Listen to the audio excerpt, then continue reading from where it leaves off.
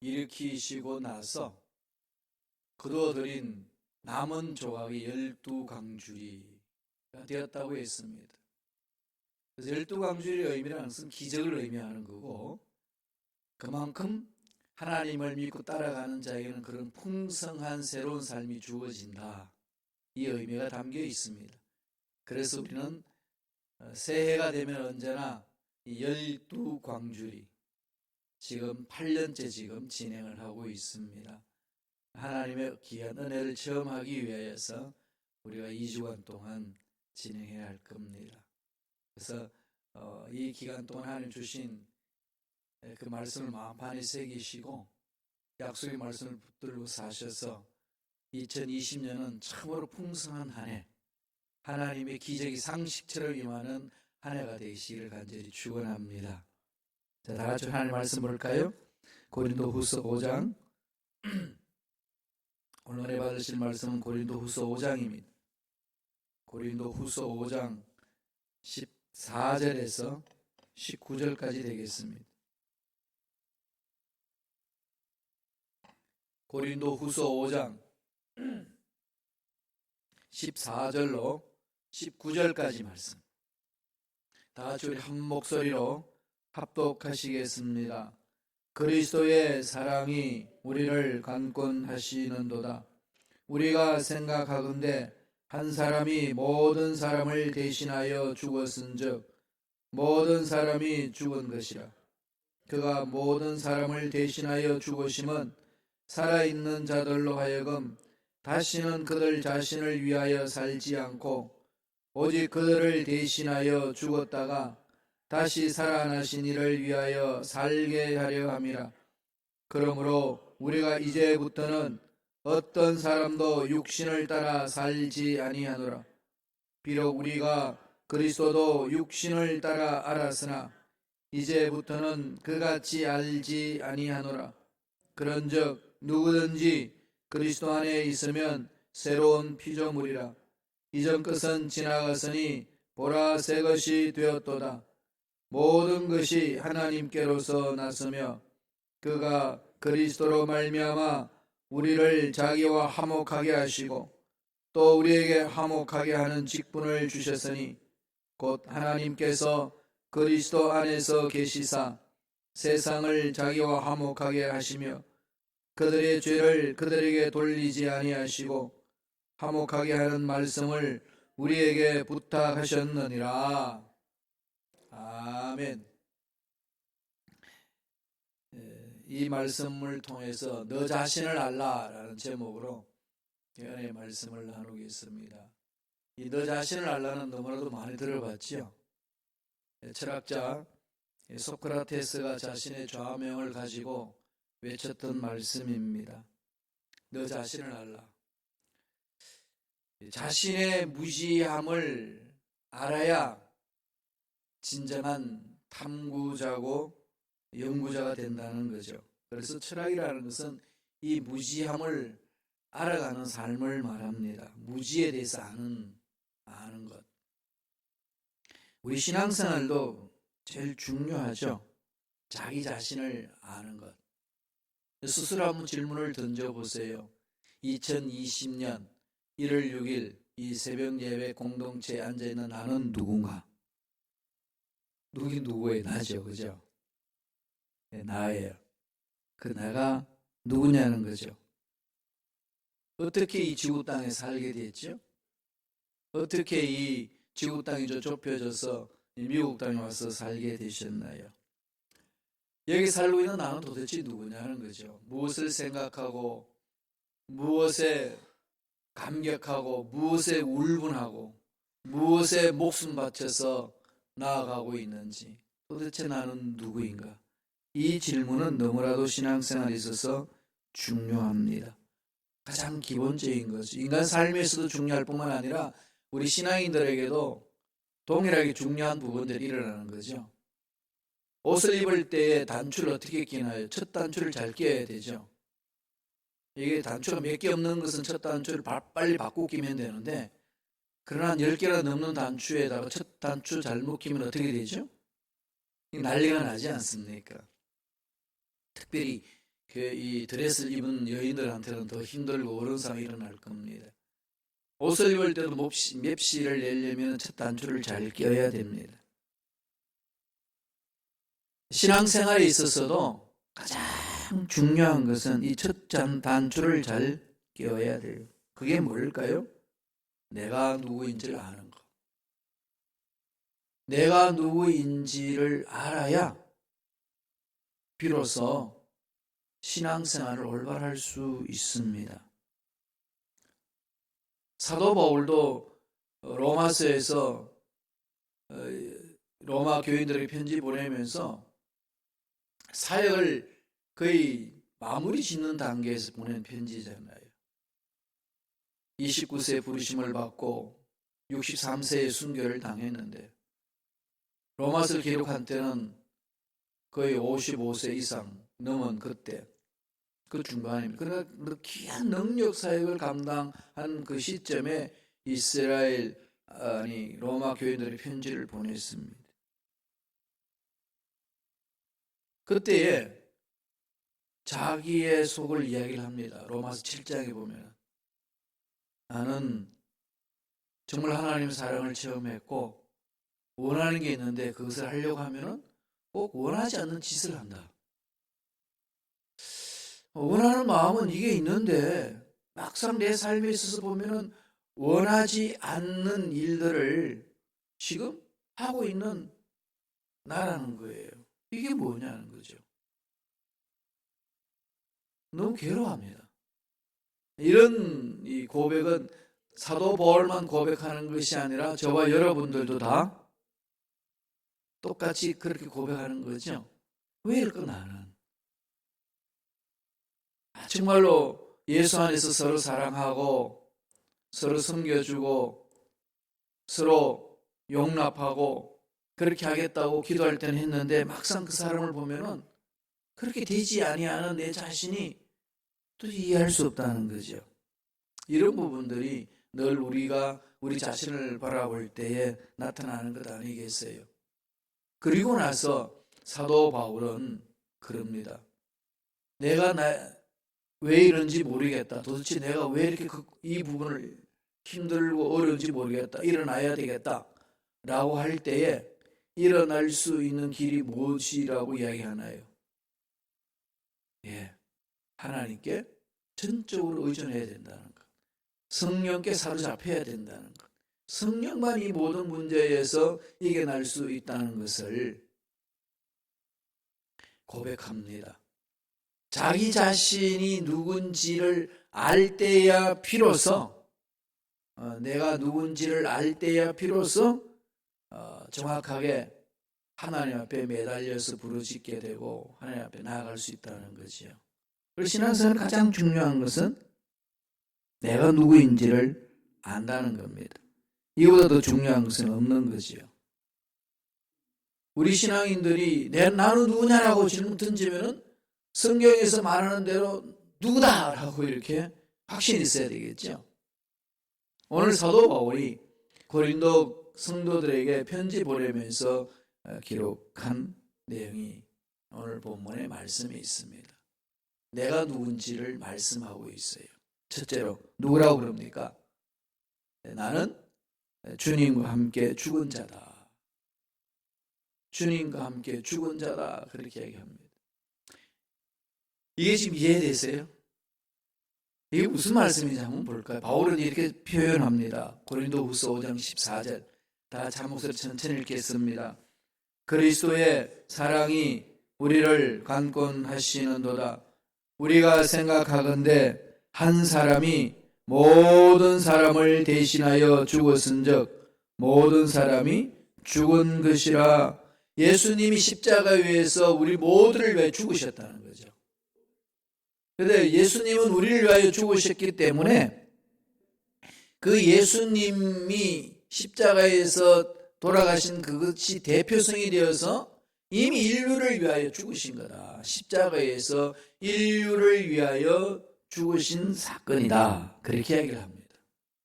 그러니까 예수를 믿는 순간에 나는 주님과 함께 십자가에서 죽었다. 이렇게 결론 내리는 거죠. 나는 누구라고요? 주님과 함께 죽었다. 죽은 사람은 말이 많아요. 죽은 사람은 절대 말이 없어요. 이 부분이 지금 우리가 정리가 안 되고 있어요. 예수 그리스도를 믿는 사람들이 모인 곳이 교회 공동체잖아요. 그러면 예수 믿는 사람들이 모인 교회 공동체는 어떤 사람이죠? 예수님과 함께 죽은 사람이에요. 그리고 예수님과 함께 죽은 사람은 말이 많다, 적다. 어떤 것이죠? 다 알죠, 그죠? 예, 말이 많아요. 그러니까 진리가 역행하고 있는 거죠, 지금. 그럼 왜 그런 일이 일어날까요? 이 정리 안 된 거죠. 이 부분이 우리가 가장 기초 부분이 뿌리 깊게 놓여 있지를 못합니다. 그러다가 보니까 예수님과 나와 함께 십자가에서 이미 죽었다는 그 사실은 입속에는 있지만, 말에는 있지만 삶은 없는 거죠. 그러니까 늘 뭘 하는 거죠? 립서비스 하는 거죠. 립서비스가 뭔지 아시죠? 말만 그렇게 하는 거.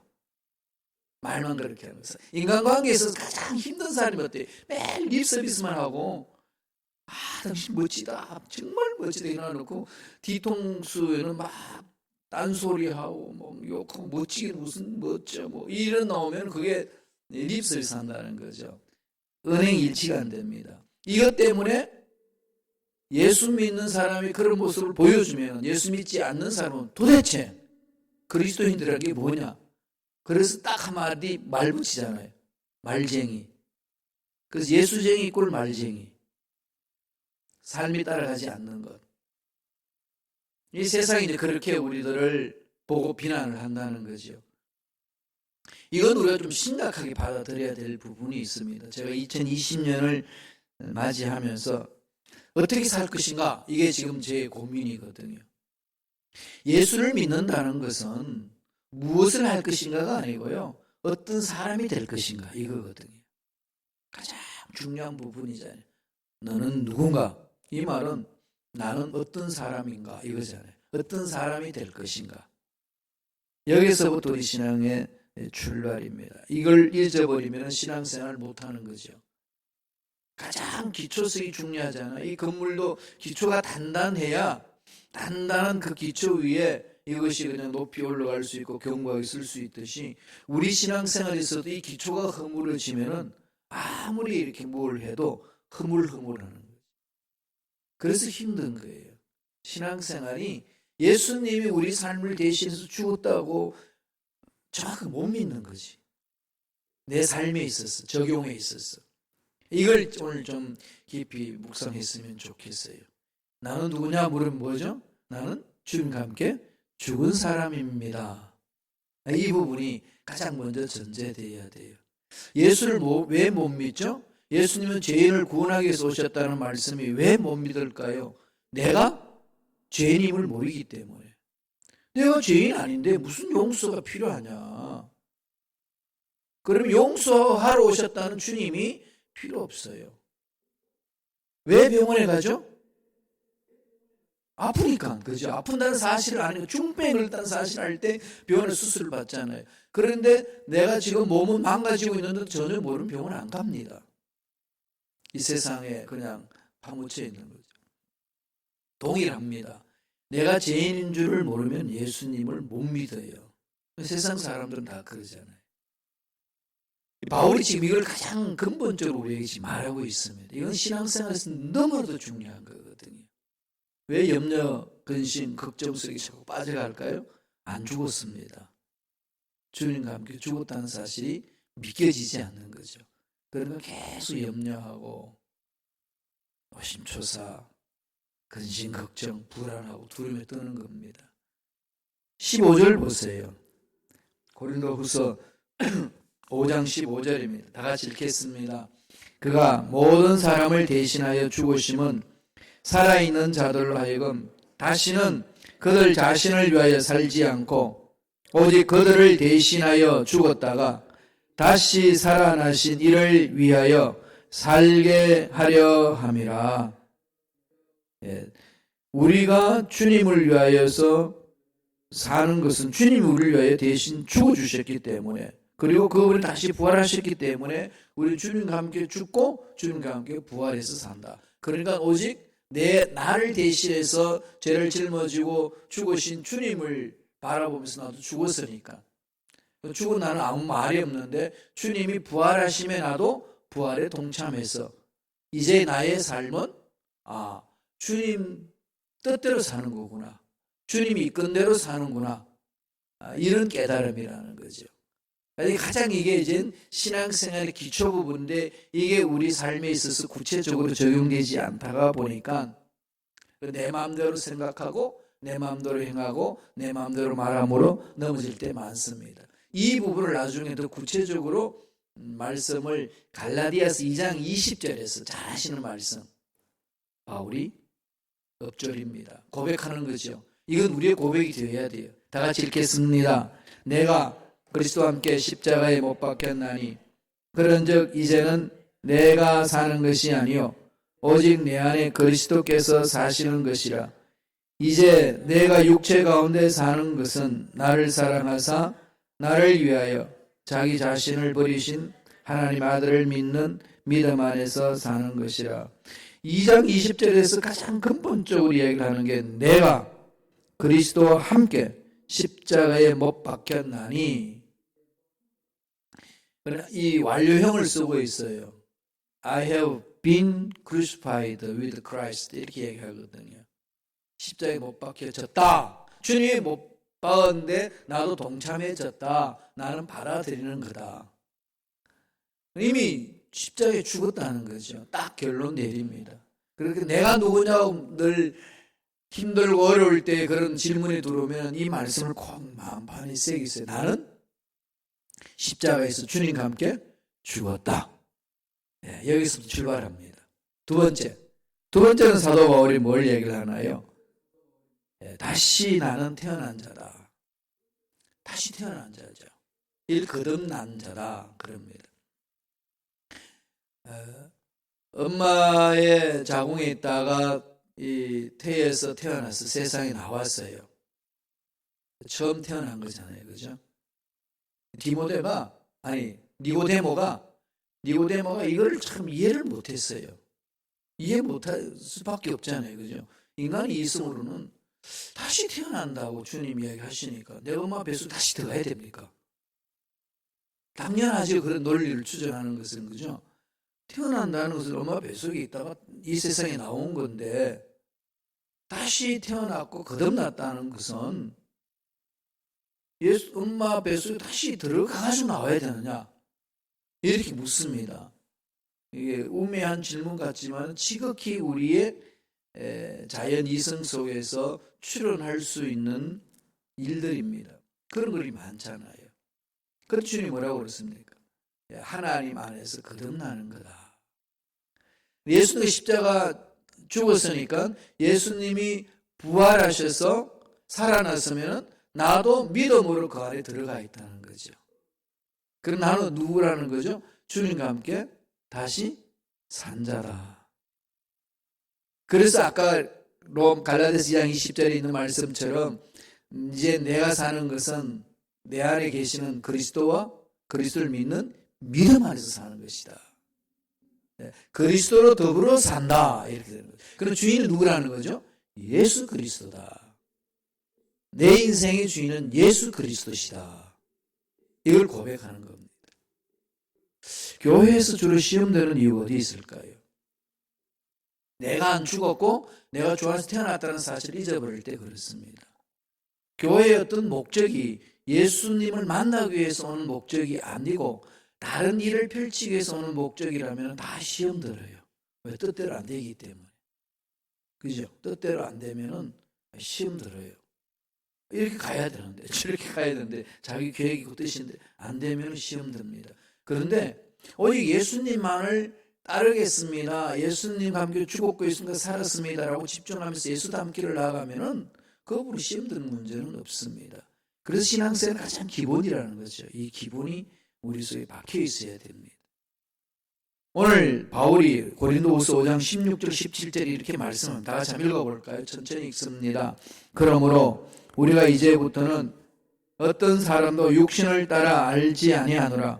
비록 우리가 그리스도도 육신을 따라 알았으나 이제부터는 그 같이 알지 아니하노라. 그런즉 누구든지 그리스도 안에 있으면 새로운 피조물이라. 이전 것은 지나갔으니 보라 새 것이 되었도다. 이제부터는 육체를 알지 않는다 이 말이죠. 예수 그리스도께서 모든 사람을 위해 죽으시고 부활하셨다는 사실을 자기가 깨닫고 체험하고 난 이후부터는 예수님을 육체를 알지 않는다는 거예요. 자기 생각 속에서 예수님을 보는 게 아니라는 겁니다. 자기 경험 속에서 예수님을 바라보는 게 아니라는 거죠. 어디로 보는 거죠? 오직 예수님 십자가로 바라보는 겁니다. 그러니까 예수님의 마음으로 보는 거죠. 그리고 예수님의 십자가, 예수님의 마음으로 본다는 그 객관적인 사실이 어디에 있나요? 성경에 있습니다. 그래서 성경 말씀대로 사는 것. 그래서 성경 가치관대로 사는 것. 이걸 기독교 세계관이라고 그래요. 기독교 세계관. 세상 세계관이 있고 기독교 세계관이 있습니다. 성경에도 그 내용이 있잖아요. 전부 다 말씀드렸습니다만 열왕기상하는 어떤 세계관으로 기록되어 있을까요? 신명기 세계관으로 기록되어 있어요. 신명기 세계관, 신명기 관점 어떤 건가요? 말씀에 순종하면 복받고 말씀에 순종하지 않으면 저주받는다. 이게 신명기 전체로는 맥이에요. 이것을 이 근거로 해서 기록된 책이 열왕기상하. 그 관점에서 다 왕들이 잘했다 못했다를 보는 거죠. 그리고 예언자들도 이 신명기 사관에 의해서 예언합니다. 무엇이 잘못됐다 고쳐야 된다는 그 기준이에요. 자기 기준 아니에요. 역대기 사관이라고 있어요. 역대기 관점, 역대기 세계관은 그것과 다르게 이야기합니다. 바벨론 포로로 끌려갔다가 다시 돌아오는 이스라엘 백성들에게 민족 정신을 불어넣어야 돼요. 왜냐하면 예루살렘에 와보니까 성전도 없고 나라도 엉망이고 어떻게 사나 비참한 상태에 빠져있는 그들을 향하여서 하나님이 메시지를 줍니다. 너희들은 택한 백성이야. 다윗의 왕조를 이어갈 자들이야. 그러니까 성전 안에서 움직여라. 나라가 없어져도 이제 성전 중심으로 모여서 살면 되는 거야. 이 관점으로 계속 말하는 게 역대기 상하에 기록된 내용이에요. 다윗 왕조 중심, 제사장 중심, 그 다음에 성전 중심으로. 이 관점이 있잖아요. 그래서 저와 여러분들도 이 세상 살아가는 관점이 있어요. 자기 관점에 의해서 해석하고 바라보고 선택하는 겁니다. 그러면 예수와 함께 죽고 예수와 함께 산 사람들은 어떤 관점이죠? 예수님의 관점. 늘 다른 사람을 봐도 십자가를 통해서 그 사람을 보고 문제를 봐도 십자가를 통해서 문제를 보고 절망 같은 상황 속에도 하나님 죽은 자도 살리시고 없는 것도 있게 하신 하나님의 성품 안에서 바라보는 거죠. 그러면 문제 앞에 주눅들지 않습니다. 늙었던 나의 마음, 늙은 나의 몸 이런 것 내 눈으로 직접 안 보는 거죠. 죄송합니다만은 전 그걸 보면서 이렇게 주름살을 유심히 살펴보고 이 머리카락을 열심히 살펴보는데 볼 게 얼마나 있겠어요, 그죠? 빨리 봐요, 얼마 없으니까. 이건 나이가 들면서 주어지는 현상들이에요. 이 현상들이잖아요, 그죠? 이런 그 상태만 바라보면은 참 초라한 것 같아요. 그런데 나는 누구냐의 질문에 나는 예수님과 함께 죽고 예수님과 부활하여서 새롭게 거듭난 자다. 하나님의 형상을 입고 하나님의 일을 하는 자다 라고 생각하면 눈에 보이는 그것에 대해서 마음이 뺏기지 않는다는 거죠. 하나님 일을 해나갈 때 가장 중요하잖아요. 교회는요 크고 작은 일이 끊임없이 일어나고 여러분 인생도 마찬가지죠. 끊임없이 개인사도 다음에 이 세계사도 이 각 국가에 일어난 일도 그렇게 일어납니다. 왔다 갔다 하잖아요. 그럴 때에 문제가 있고 몸이 좀 아프면 뭐 정말 절망 같은 생각을 하잖아요. 그럴 때에 내 마음을 어떻게 붙들어야 되죠? 하나님의 마음으로 붙드셔야 돼요. 하나님 말씀에 쓰셔야 되는 거죠.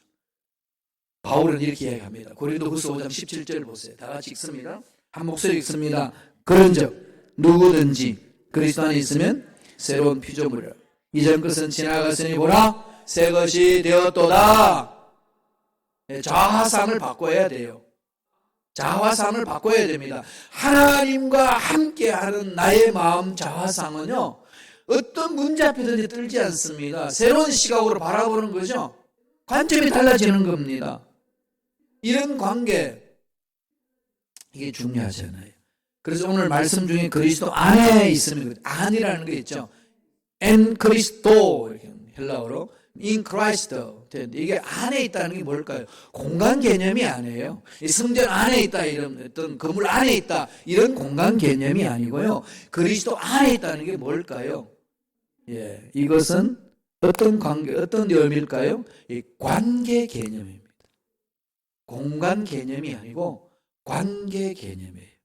그리스도와 함께 있다, 그리스도와 연합했다, 이 말이에요. 침례받을 때에 어떤 현상이 일어나죠? 눈에 보이는 것은 물로 침례를 주는 상황이지만은 침례를 받고 일어나는 순간에 나는 그리스도와 함께 연합됐다. 그리스도와 연합됐다. 우주 만물을 창조하신 그분과 하나가 됐다. 연합을 이뤘다. 합의를 이뤘다. 이 의미죠. 그리스도 안에라는 말은 관계 개념입니다. 그래서 주님이 그런 것을 많이 말씀하셨죠. 결혼 비유의 말씀도 있었고, 포도나무와 가지 비유도 있고, 감람나무 비유도 있지요. 이건 다 관계잖아요. 나는 신부로 결혼한 관계다. 나는 포도나무와 가지처럼 연합된 관계다. 참 감람나무에 돌감람나무가 접붙인 그런 관계다. 근본적인 변화가 일어났다는 거죠. 그러니까 저와 여러분들은요, 근본적인 변화가 일어난 그런 새 존재입니다. 새롭게 태어난 거죠. 새 존재예요. 새로워진 겁니다. 그리고 2020년은 이 자화성을 잊지 마세요. 그리스도와 함께 사는 이 자화성을 잊지 마세요. 그래서 눈에 보이는 것에 의해서 결정하지 마시라는 겁니다. 마지막 세 번째, 우리는 어떤 자라고 성서는 가르치나요? 화목해 하는 자다. 나는 누구냐? 물으면 세 가지. 첫 번째 뭐죠? 그리스도는 십자가에 죽었다. 주님 감히 죽은 자다. 두 번째는 나는 새롭게 태어난 자다. 세 번째 뭐죠? 나는 화목해 하는 자다. 말씀을 봅니다. 고린도후서 5장 18절 19절 말씀이에요. 다 같이 한 목소리 읽겠습니다. 모든 것이 하나님께로서 났으며 그가 그리스도로 말미암아 우리를 자기와 화목하게 하시고 또 우리에게 화목하게 하는 직분을 주셨으니 곧 하나님께서 그리스도 안에서 계시사 세상을 자기와 화목하게 하시며 그들의 죄를 그들에게 돌리지 아니하시고 화목하게 하는 말씀을 우리에게 부탁하셨느니라. 예수님이 먼저 우리가 죄를 지었기 때문에 하나님과 불화가 돼서 관계가 단절됐는데 십자가에 돌아가심으로 화목해 하셨어요. 하나님과 우리가 예수를 믿는 순간 화목하게 되니까 지금 있는 나와 본래의 나, 하나님 형상들이 입은 나와 분리된 것이 이제 일치가 되는 거죠. 그러면 나와 내 자신의 갈등이 없습니다. 내 마음이 두 마음이 아니라 한 마음이 되어서 일치가 되는 거죠. 그렇게 하나님과 화목되고 나와 나 자신이 화목되었으니까 다음에 우리 해야 될 일은 뭘까요? 나와 너와도 화목해 하는 것. 지금 우리의 직분은 그게예요. 하나님과 우리의 화목함을 맛봤으면 나와 너와의 관계를 화목해 하는 거죠. 나와 세상과를 화목해 하는 겁니다. 이 사랑을 전하는 위치에 서 있는 게 저와 여러분의 삶이라고 말합니다. 우리는 그리스도인의 인으로서 참 자유를 누리는 사람들입니다. 예수 안에서 참 자유를 맛본 자들이죠. 그렇기 때문에 우리들은 날마다 나는 누구냐의 질문에 이것이 확실하게 내 가슴에 박혀 있어야 돼요. 나는 주와 함께 죽은 자다. 나는 다시 태어난 자다. 나는 화목해 하는 자다.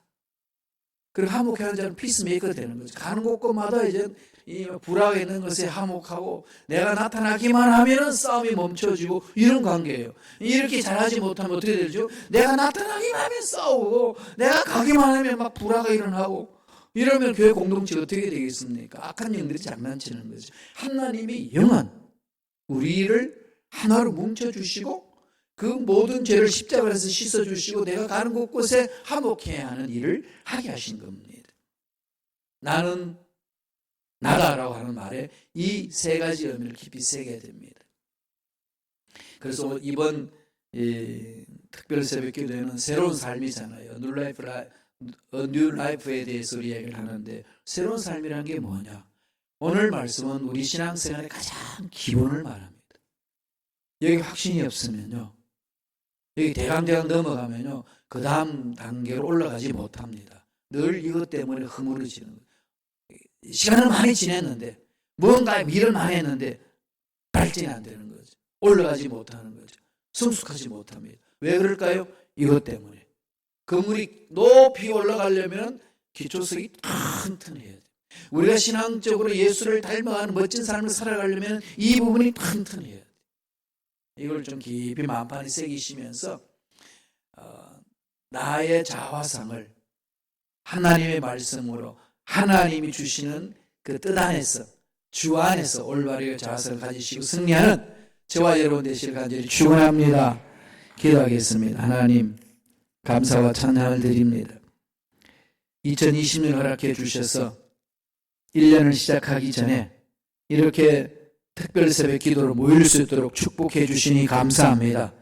주님과 함께 죽은 자로, 주님과 함께 부활한 자로 날마다 하나님의 사랑과 능력을 체험하고 그 사랑의 힘으로 주위 모든 사람들에게 화목해 하는 피스메이커로 멋진 삶을 살아내는 일꾼들이 되게 역사하여 주옵소서. 예수 이름으로 명하노니 우리가 하나님의 자녀라는 사실을 잊어버리게 하고, 내가 예수와 함께 죽었다는 사실도 잊어버리게 하고, 예수님과 함께 부활했다는 사실을 잊어버리게 만들어 혼란케 하고 답답하게 만들고 불안케 만드는 모든 원수 마귀들은 떠나갈지어다. 사라질지어다. 머리부터 발까지 모든 육체 질병도 깨끗하게 남을지어다. 치유해 주시고 회복시켜 주신 하나님을 찬양합니다. 2020년 한 해에 날마다 예수 이름으로 승리하는 멋진 인생이 될 수 있도록 축복하여 주옵소서. 은혜 감사의 예물 드립니다. 예물 드린 손길 기억하여 주시고 마음을 담아, 소원을 담아 주님 앞에 믿음으로 예물을 드립니다. 주님 받아주시고 예배하신 놀라운 물 함께하여 주셔서 날마다 하나님이 공급해 주시는 그 손길, 그 능력을 체험할 수 있도록 역사하여 주옵소서. 감사하고 예수님 이름으로 축복하며 기도드리옵나이다. 아멘.